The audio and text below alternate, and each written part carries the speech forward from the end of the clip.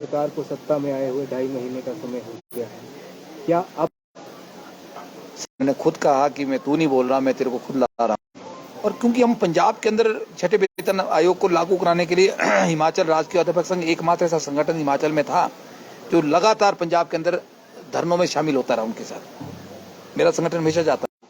वो क्यों लड़ रहा है? वो सब कुछ दांव पे लगा के किसके लिए लड़ रहा है? उनको नहीं फर्क पड़ा। मैंने देखा ना, मेरा अपना बड़ा लंबा 22 साल का अनुभव है, इसलिए मैं कुछ चीजों को बड़ा स्ट्रिक्ट बोलता हूँ। तो हमें लगा कि टीचरों का साथ बड़ा कम मिलेगा, तो हमने, क्योंकि हर मुद्दे, हर व्यक्ति का, हर विभाग का, हर बोर्ड निगम का ये मुद्दे थे। सरकार की एक मशीनरी, हमने सरकार को काम किया है, तो सरकार को कर्मचारियों के लाभ जो उनके ड्यूज वो देने चाहिए और लेने का वक्त भी यही है। तो क्या लगता है सर आप? तो हम ले नहीं पाए, हमारा दुर्भाग्य है। हम सरकार से कुछ नहीं ले पाए सरकार से, लेकिन वह सरकार जरूर बदली है कर्मचारियों ने। लेकिन उस सरकार को बदलने से भी कर्मचारी को फायदा नहीं हुआ। मुझे नहीं लगता, मैं तब बोला करता था, बार बार चीखता था कि भाई साहब, सरकार ए आएगी, सरकार बी आएगी, सरकार सी आएगी, जो भी आएंगी उसकी हालत भी यही होगी, क्योंकि सरकार हनीमून पीरियड में होगी। सरकार के ऊपर हम प्रेशर नहीं बना पाएंगे, और ना तो तब हमारे को अलाउंसेस मिलने वाले, ना भत्ते मिलने वाले हैं, ना एरियर मिलने वाला है, ना 4-9-14 मिलने वाला है। अगर लड़ाई लड़नी है तो कर्मचारियों इकट्ठे होकर इस लड़ाई को अंजाम तक लेने में हमारा साथ दो। कि वीरेंद्र चौहान तो उसके साथ ही मिलता था, उसके साथ ही मिलता था। नेता तो हम है, कांग्रेस के आदमी तो हम ही हम है, कांग्रेस के लीडर तो हम है, बॉर्न लीडर। वो 5 साल बॉर्न लीडर थे कहाँ? कोई पता नहीं उनका, कहीं नहीं थे वो सोए हुए थे। पिछले समय की अगर बात करें तो आप ही के लोग में दिलाया, वो लोग ही खुद को, अपने आप को सेल्फ स्टाइल लीडर बन गए, खुद प्रधान बन गए। वीरेंद्र चौहान को चांजू क्या भेज दिया, तो उन्होंने सोचा कि वीरेंद्र चौहान तो है ही नहीं इस दुनिया में, अस्तित्व खत्म है, इसलिए उसको हटा के हम प्रधान बन जाओ। रातों रात यहीं बैठ के प्रेस कॉन्फ्रेंस की उन्होंने, प्रेस क्लब में बैठ के, और खुद प्रधान बन के वीरेंद्र चौहान को निष्कासित कर दिया। आज उनका आश्चर्य देख रहे हैं आप कभी? उनकी पहली और अंतिम प्रेस कॉन्फ्रेंस थी, कभी जिंदगी में कर नहीं पाएंगे। उनको मैं चुनौती भी देता हूँ आपके माध्यम से। एक ही की ना उन्होंने, उसके बाद तो नहीं कभी कुछ मुद्दा उठाया कभी, और उसने आपने बार बार पूछा कि मुद्दे बताओ, कहते हर विभाग में 10-10 संगठन है, वो अपनी उनकी एग्जिस्टेंस है। कितनी है नहीं है ये विभाग और सरकार को देखना है। क्या वो मान्यता प्राप्त है कि नहीं है, ये कर्मचारी को करा दे जेसीसी के नाम से, वो उसका अध्यक्ष होगा।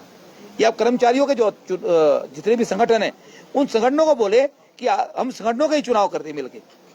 मान लो हिमाचल प्रदेश के अंदर 500 संगठन है, 500 संगठनों के उनकी संख्या के आधार पर उनको बोलोगे आप कितने डेलीगेट हो गए, आप कितने डेलीगेट हो गए, तो सरकार को मुश्किल नहीं है।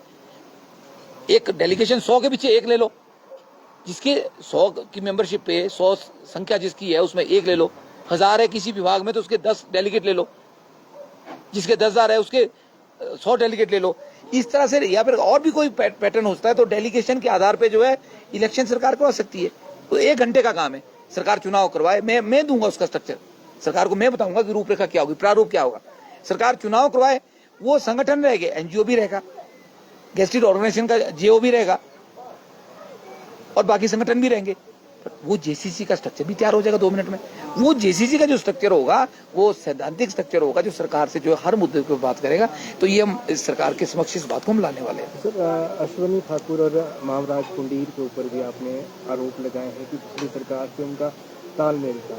क्या था सर, और अब क्या होगा कांग्रेस की सरकार? नहीं, मैं आरोप लगाने वाला मैं कौन होता हूँ? मैं आरोप नहीं लगा रहा हूँ, मैं तो सिर्फ ये बोल रहा हूँ कि सरकार ने बड़े अच्छे काम किए, सरकार ने दुनिया भर के इंस्टीट्यूशन खोले, सरकार ने जहां जिसने मांगा वो किया। सरकार दावा करती थी कि हम तो जीत ही रहे, क्या बोलेंगे इस वक्त, क्या था वो, रिवाज बदलेंगे। वो रिवाज क्यों नहीं बदला गया? फिर बोलते कि कर्मचारियों ने हराया। तो कर्मचारियों ने हराने का मतलब क्या हुआ? आपके पास 2 ऐसे धुरंधर थे जिनको हमने पूरी कमान कर्मचारियों की दे दी थी, एक अश्वनी ठाकुर, एक मामराज पुंडीर। तो इसका मतलब क्या हुआ? कहीं ना कहीं सरकार के चुनाव में कमी रही। आपने उन 2 आदमियों पर विश्वास किया, कहीं ना कहीं उन 2 आदमियों की पकड़ जो है नीचे नहीं थी, और वो आपको मिसगाइड करते रहे। मैं सिर्फ इतना बोल रहा हूँ, ये सरकार को विश्लेषण करने की बीजेपी को जरूरत है कि कर्मचारियों का साथ आपको क्यों नहीं मिला। हम बोलते रहे, हम दुश्मन थोड़ी थे किसी के। जब हम बोलते थे तो हमारी बात बुरी लगती थी, हम तो सिर्फ सच्चाई बोलते थे। आज भी हम सच्चाई बोल रहे हैं, किसी को हमारी बात बुरी लग रही है तो अपने को नुकसान होगा। हमने तो सच्चाई बोली सरकार में कि कर्मचारियों में रोष है, कर्मचारियों में नाराजगी है। आप कर्मचारियों को डीए की किस्त दो, उनका राइट है, देनी पड़ेगी, वो उसको आप रोक ही नहीं सकते। आप कर्मचारियों को 4-9-14 दो, आप कर्मचारियों के भत्ते को रिवाइज करो, तो इसमें बोलने वाली क्या गलत बात है? हम वही बोलते थे, फिर बोलते थे हम डबल इंजन की सरकार है। दिया तो कुछ नहीं है। आज 11,000 करोड़ की लाइबिलिटी खड़ी होगी कर्मचारियों की। अब सरकार ये भी बोलेगी हम कैसे दे, वो लाइबिलिटी नहीं है। वो हमारे अधिकार है, वो देने पड़ेंगे। वो तो जितने देरी करेंगे उतने बढ़ते जाएंगे, उसको आप कैसे रोक सकते हैं? तो इसलिए मैंने कहा कि सरकार ने जिन नेताओं का चुनाव किया वो गलत था। आपने जेसीसी का अध्यक्ष बना दिया मनमर्जी से। अब अगर सरकार ये भी ऐसा करेगी तो ये भी अंधेरे में रहेगी। तो आपको मतलब धरातल पे, मुझे पता है कि माननीय मुख्यमंत्री ग्रास रूट के लीडर है, संगठन की सोच है, संगठन चलाया हुआ है, ये ऐसा करने वाले नहीं है। इनको पता है कि संगठन कैसे चलते हैं, संगठन में लोगों को कैसे चलाया जाता है, किसका संगठन में आधार है, किसका नहीं है।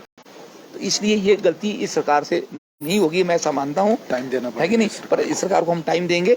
और जी, मैं पूछ रहा, जैसे आए दिन खबरों में हमारे को मिलता है कि सुनने को मिलता है कि केंद्र सरकार से बजट का कुछ खास प्रावधान नहीं हुआ है और सरकार अभी वर्तमान सरकार भी कर्जे में है। तो आप शिक्षक वर्ग से आते हैं, तो आप कहाँ तक समझते हैं कि आपका ये जो सरकार अगर चाहे भी जो आपकी नहीं मांगे उसको कहाँ तक आप समझते हैं कि मुनासिब होगा? देखिए तुरंत प्रभाव मैं शिक्षक वर्ग के साथ एक इकोनॉमिस्ट भी हूँ, अर्थशास्त्री भी हूँ। मैं अर्थशास्त्र का प्रवक्ता हूँ, इसलिए जो मैं विश्लेषण दिया था ना पिछली सरकार में, जो आंकड़े दिए थे, मैं सटीक आंकड़े देता हूँ। अगर किसी ने हमें नहीं पहचाना या पहचाना तो आप अपनी समझ सबकी होती है, पर मैं बड़ा सटीक विश्लेषण दे रहा हूँ। बिल्कुल बातें बिल्कुल सही है। आज की डेट में इतनी ज्यादा इन्फ्लेशन हो चुकी है और इतना अनएम्प्लॉयमेंट हो चुका है जो वर्ल्ड की इकोनॉमी को जो है वो क्रश करने वाला है। बहुत सी कंट्रियों की इकोनॉमी आपने देख रहे क्रश हो गई है। श्रीलंका की बात की, पाकिस्तान की बात करो। मैं अगर वो आपको बहुत आगे ले जाऊं ना, मैं अर्थशास्त्री की परिभाषा आपको समझाने लग जाऊंगा तो फिर सरकारों को लगना कि तो कहीं और ही चला गया। तो हमें जो है इकोनॉमी को कैसे स्टेबलाइज करना है, इसके ऊपर सबसे पहले काम करने की आवश्यकता है। और शायद सरकारें क्या करती है, 5 साल अपने निकालने पे काम करती है, वो कर्जे पे कर्जा, कर्जे पे कर्जा, कर्जे पे कर्जा जो अपने चले रहते हैं। मुझे एक बात शांता कुमार जी की बड़ी याद आती है, और वो बहुत कुछ बातें उनकी बहुत सटीक थी, और आज भी उनको एक बड़ा इंटेलेक्चुअल आदमी माना जाता है। थिंक टैंक है वो, बीजेपी के अंदर भी थिंक टैंक रहे।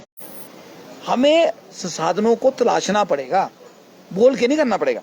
संसाधनों को हमें डेवलप करना पड़ेगा, और डेवलप करके हमें दिखाना पड़ेगा कि हमने इकोनॉमी में उसको कितना हाईलाइट किया, कितनी उस इकोनॉमी में ग्रोथ आई है। ग्रोथ रेट किसको बोलते हैं? ग्रोथ रेट कितनी है। जब तक हमारी इकोनॉमी के अंदर ग्रोथ रेट नहीं होगी ना, तब तक हमारा बजट भी कैसे होगा? घाटे का बजट। और हर सरकार घाटे का बजट पेश करती है, ये बड़ी लंबी बातें हो जाएगी।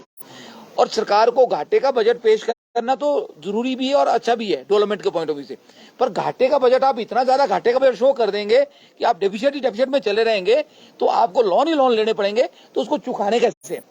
और उस घाटे के बजट के साथ आपको ये भी सुनिश्चित करना पड़ता है कि आपके रिसोर्सेज जनरेट कौन से हो गए और कितने टाइम में हो गए, उससे इकोनॉमी कितनी बढ़ने वाली है।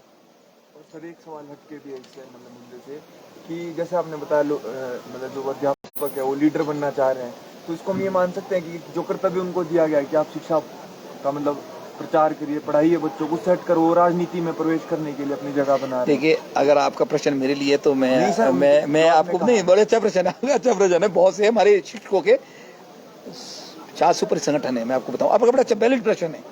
50 से ऊपर संगठन है और वो अधिकृत ही नहीं है संगठन। उनका कोई संवैधानिक पैटर्न कितनों का है क्या नहीं है वो मैं नहीं बोलूंगा, ये तो शिक्षा मंत्री जी को देखना है, सरकार को देखना है, सेक्रेटरी और डायरेक्टर को देखना है, और हम इसके बारे में बहुत बार बोल भी चुके हैं।